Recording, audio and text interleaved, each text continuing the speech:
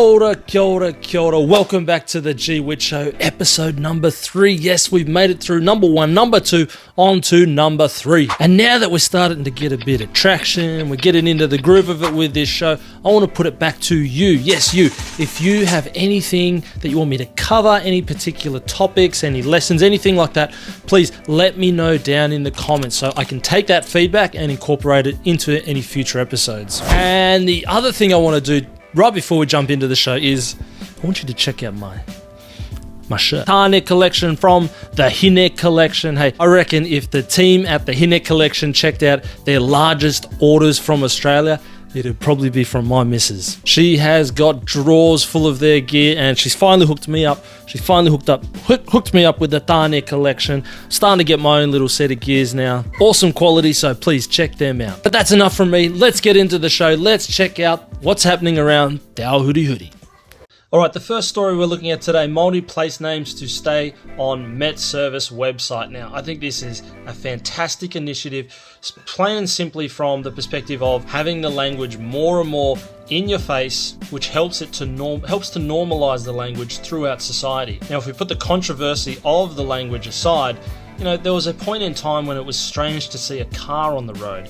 Then it became normalised through more and more vehicles being on the road. Fast forward to 2022, we're seeing more and more electrical vehicles on the road, which at the moment still seems a little bit out of place, but in 20 years' time, our roads will probably be full of electric cars. It'll become the new normal. I think we can take that same thinking and apply it to language in public. The more it's put out there, the more people can see it, the more it becomes normalised. The haters today in their 30s, 40s and 50s, time's going to move past them. We're going to have a generation of children that are born over the next 10, 20 years that they're going to grow up in an environment where Te Reo Māori is just everywhere in front of them and it is completely normalised alongside English.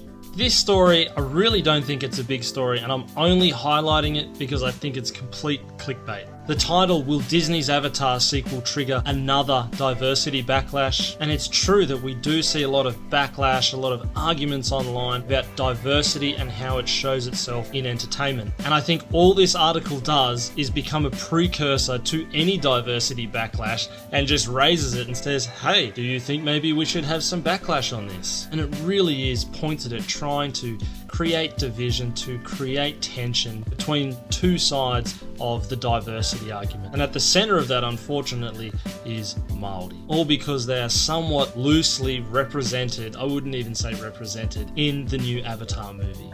Alright, RNZ reporting Tauranga Maunga officially recognised with original Māori name. A hill near Tauranga, popularly known as Mount Misery, had its Māori name Maunga Tutu officially recognised. Which is awesome that, hey, the Māori name's been recognised, but really, Mount Misery? I mean, would you even really want to say that you come from Mount Misery? Just sad.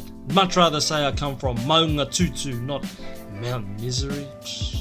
And our final story, bit of a personal interest story. At the Koori Knockout, the Newcastle All Blacks, NAB, have won. If you've never watched knockout footy, you want to watch some tough, hard football, go and watch Koori Knockout footy. Alright, our kupu o te wiki this week, it's actually 2 words, 2 kupu. They are poihākena and poipiripi. Poihākena being the kupu that we use for Sydney, as in Sydney, Australia, and poipiripi being the word that we use for Melbourne, down in Victoria. And I picked these 2 particular words because I think they're a little bit interesting because they don't actually sound like the names that they represent. Poihākena sounds nothing like Sydney. Poipiripi sounds nothing like Melbourne. So where do these kupu come from? Well, each kupu is actually representative of the ports at those locations. Poihākena being the breakup of Port Jackson, which is based in Sydney, and Poipiripi being the breakup of Port Phillip down in Melbourne. And when you think about it, it kind of makes sense that they'd be named after the ports. See, when these words were first developed, first established, the primary routes between Australia and Aotearoa was via sea, and so these were the main destinations that you travel to. I guess you didn't necessarily travel to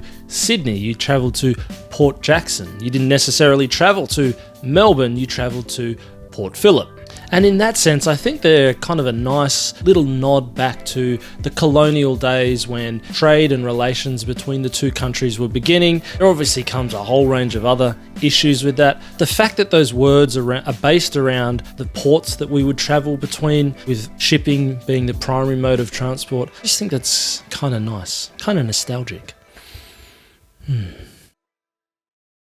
This week's Harikoa highlight comes from Kiri H via the Grammar Basics for Beginners course, and I'm going to show you a little bit more about that course in this episode. Kitty says, awesome course, I feel like I have a much better grasp on these concepts to now apply to my Te Reo Māori learning journey. Thank you, Grant. Now in this course, we cover a whole bunch of grammar topics that people typically struggle with in English, and that's where this is coming from. Kia ora, Kitty.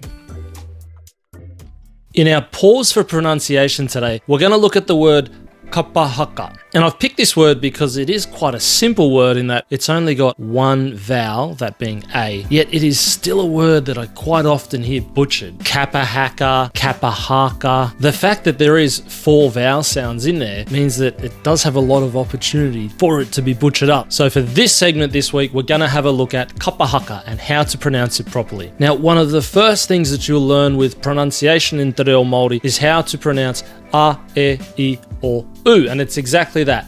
A, e, I, o, u. And when we add these consonants to that a sound, we get k, a, h, a, p, a, m, a, n, a. And for kapahaka, we get k, a, p, a, h, a, k, a.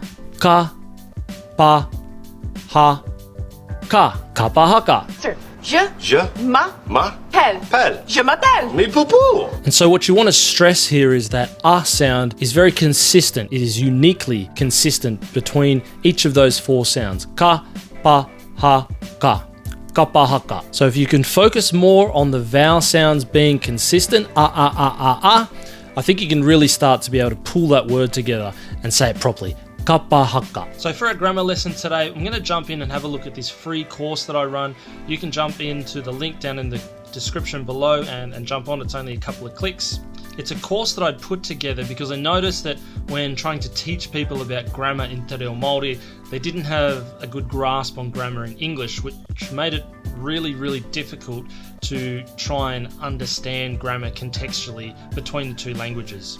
So I've put together this really basic course. It's got a key focus on English grammar with a bit of a sprinkle of Te Reo Māori in there as well. By the end of the course, you'll have a better understanding of grammar in English, which will make the application of grammar in Te Reo Māori much easier. Alright, so when you sign up, when you log in, you'll come to this screen here, Grammar Basics for Beginners, and you'll see that there's 10 parts down here. 10 parts down the bottom. So we can click on Start Course and it will take you to this section here. And it's a video course. The whole thing is video course. So as we click on these different parts down here, on the right hand side, we'll see that it brings up nothing but a video that you can start working with. Now it's also got a little bit of a social element. You can click down the bottom here. You can see it's got comments, and there's lots of comments from people that have gone through and finished the course. Break down sentences into 4 key topics. So this episode here, or this part here, goes for about 10 minutes. And so you can see on the right hand side here that we go through sentences, we go through nouns, verbs, tense, particles, locatives, commands, demonstratives, personal pronouns, and possessives. And remember, these are all topics that we cover off using English grammar as the basis, but we're starting to very slightly look at it through a lens of Te Reo Māori. So for instance, you'll see in verbs here that we're looking at how a sentence is constructed in English, and then we're over here, we're looking at all different types of verbs so we can get a better understanding of what verbs are. So that's a summary of the course. Check out the link for it down in the description below. My whakaaro for today, we're reaching back into the vault, back to a topic that's still relevant today. Kia ora, it's Grant Whitbourne here, and today I want to talk about an issue that I'm seeing. I want to talk about a problem that I'm seeing in people that are starting to learn Te Reo Māori. And really fundamentally comes down to what they're trying to learn at the very start of the journey, and how that really can inhibit the rest of the journey and how they progress on that journey into learning Te Reo Māori. So when people often get started, they think, right, I'm going to start with the basics. The basics is where I need to start. So what are the basics? And for some reason, we go straight back to the basics of a child. We go straight back to colours. We go straight back to numbers, shapes, and animals. Now, there's nothing inherently wrong with learning these things. Yes, they are full of words that will progress your vocabulary, fill your kete of new words, and you'll be able to learn all these new wonderful things. Now, the problem is there's a difference between how a child learns those things and how an adult learns those things. And what I believe that is when a child is learning colours, when a child is learning shapes, when a child is learning the colour blue, they're not just learning the colour blue. You see, as a baby, they've got an empty mind. They've got a blank canvas and they've got all this stuff in the world that they need to learn. So when they're learning the colour blue, they're not just learning the word blue. They're learning how blue sits within the context of the world. They're learning that the sky is blue, that the ocean is blue, that car over there is blue. When they're learning shapes, they're learning not just the word round or a circle, they're learning that a ball is round. They're learning that the moon is round, that the earth is round. They're learning that the wheel on the car is round. And from that, round things actually roll. So when we're learning these things, or when children are learning these really basic words, they're learning them not only just as words themselves, but within the context of the world. Now, why is this a problem for you as a new learner, or for anyone as a new learner in Te Reo Māori? You already know how those words fit within the world. You already know what blue is. You know that there's different shades of blue. You know that the sky is blue, that the ocean's blue, that car's over there is blue. You know that the wheel is round, that the ball is round, that the moon is round, all those sorts of things. So for you, there's not a lot of sense in learning that word because you already know fundamentally what that word means. Whereas a child, they don't. They're still learning all these things. They're still learning how the world works, how colours work in the world, how shapes work in the world, how animals work in the world, how people work in the world. Whereas we as adults, we know all those things already. So we're really stuck trying to learn a word on its own. And we don't need to learn any more context behind it. I'm only really talking about these basic words here, colours, shapes, numbers even, vehicles, all those sorts of things. So for an adult, you really need to be learning something that you can put within the context of your own life, something that you can contextualize within your own life, just as a child does with those really basic words. We as adults need to do the same thing, because if we can give context, if we can give purpose and we can give meaning to the words that we're saying, then they're much more likely to stick up here. They're much more likely to be retained. Now, this is something that I've taught in my boot camps since we started them, and that is repetition. Repetition of words and high frequency. So when I talk about repetition, I don't mean just learning the word blue and saying it over and over and over and over again, because you don't have it's not a practical word in most people's lives. They don't use blue a lot. When I talk about repetition and I talk about frequency, I'm talking about taking those words, taking those sayings that you're already using in a really high frequency in your day-to-day life, converting them into Te Reo Māori and starting from there as a base. Now, there's a principle in life called the 80-20 principle, and it can be applied to language. And the 80-20 principle basically revolves around 80% of what we get in life comes from about 20% of what we do. In business, 80% of the results usually come from, say, 20% of the products. In sport, rugby, 80% of the points will come from 20% of the players. In language, 80% of the total amount of words that we speak are usually made up of 20% of our language. So we really only need to focus on that 20% of those high frequency words And we should, in theory, be able to get somewhere around the 80% of what we're saying in real life. So, for instance, imagine you're working at McDonald's. Imagine a McDonald's worker. Every single day they're saying, hello, what would you like? Hello, what can I get you? Something along those lines. Now, they're saying that phrase 200, 300, 400, 500 times a day. If they go and learn how to say that phrase, and they can continue to say it, then it's much more likely to stick because they've got context around that phrase. They have a purpose behind saying it. They have to say it in order to, fulfill the role of their job. Whereas if they go out and learn the word blue, when are they going to use blue? When are they ever going to use blue? They won't, unless they've really got to try and use it. And by forcing yourself to use those words, it doesn't really become a natural state of language. And at the end of the day, that's what language is. Language is natural. We're just talking. We're just communicating with other people. So what I really encourage people to do is go and find those high frequency words. And they're different for everyone. They're different from the girl at McDonald's. They're different from the postal worker. They're different from the stay-at-home mum, the stay-at-home dad, the fly-in, fly-out worker, the high-rolling executive. Everyone has a different set of language that they use. Different sets of high-frequency words and different sets of high-frequency phrases. So, now you've got this far in the video. At the start of the video, I did say that I was going to give you a challenge, give you some tips that you can take away to really reinforce this. So, what I encourage you to do is from tomorrow morning, don't forget, tomorrow morning, take out a pen, take out a paper, take out your note taker in your phone, whatever it is. And throughout the day, I really want you to focus on what you're saying. And as you go through the day, I want you to really focus on any high frequency words, high frequency phrases that you're saying, and I want you to take note of them. Write them down on your phone, write them down in a notebook, whatever's easy, type them up on a computer. And as you get towards the end of the day, I want you to have a list of all the high frequency words and phrases that you're saying in English. Okay, we're not talking about Te Reo yet. See, the goal of this is really to identify for you personally, because you're going to be different to everyone else, identify what those high frequency words and those high frequency phrases are. Now that's the first step. I want you to cull that down if you can, cull it down to 10 and focus on the top 10 things that you're saying every single day. Next step, go away and find the translation. I don't mean go away, literally go away. I mean, take those words away and find the translations for them.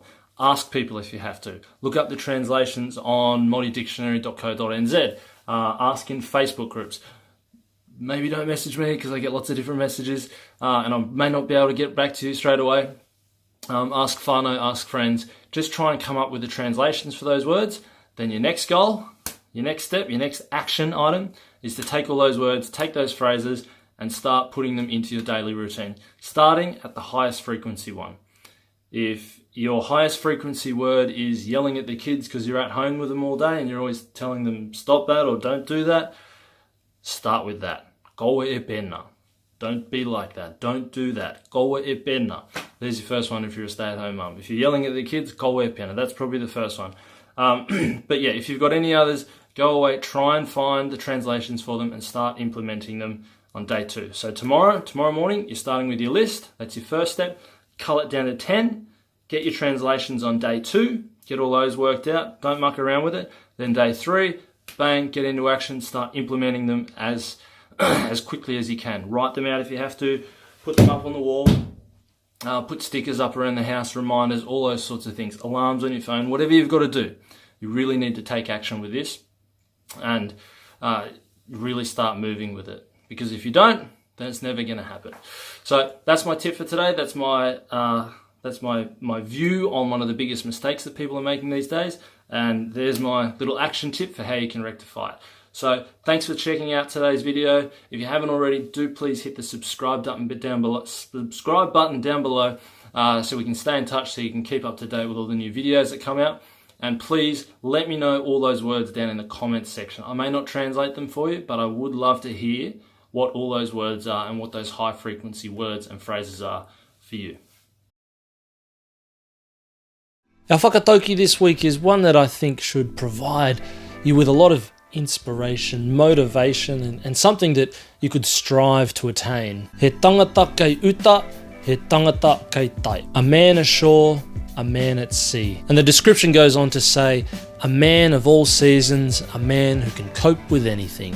And I really like the duality that's represented here in the land and the sea. For there really is no other place that one can exist. And therefore someone that is adept both at land and at sea is adept in all places. And for me personally, this is something that I think resonates with my own personal belief system in what I think I'm capable of, and definitely what I think I should be striving towards. And that is being adept in all these important areas of my life so I can live a quality life, I can live a fruitful life, I can live a full life. He tangata kei uta, he tangata kei tai. Well, that's it. Thank you for tuning in for another episode of the G-Whit Show. Like I said at the start, if there's something that you're curious about, something that you'd like me to explore or explain on this show, please let me know down in the comments and I'll jump on and see if we can get it incorporated. But for now, I'll see you on the next episode of the G-Whit Show. Kia ora.